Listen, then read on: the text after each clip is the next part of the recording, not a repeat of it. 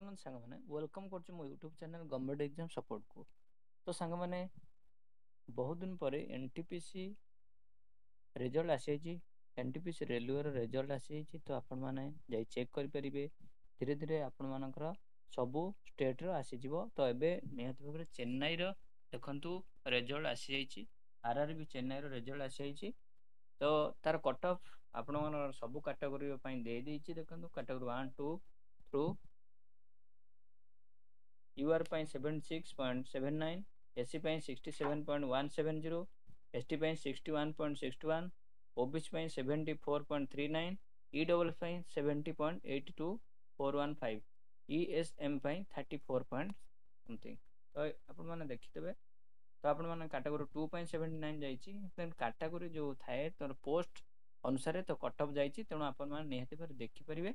तो सबुठु कैटेगरी 2 ପାଇଁ 79 जाइछि कट ऑफ यूआर ପାଇଁ। आउ तो पाखापाखि ଆପଣଙ୍କର ओबीसी ଆଉ यूआर कट ऑफ देखंतु जाइछि 2 mark पाखापाखि 1 mark 2 mark रहउछि।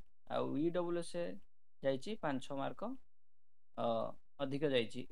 UWS to यूआर 6 mark खंडे अधिक जाउछि।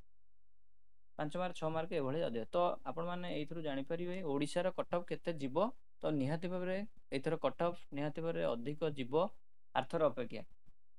तो सेही धरन्तु आपण मानकर 70 एबव जाई पारे। तो आपण माने hope for the best. Thank you very much. Please like share and subscribe my YouTube channel for more updates.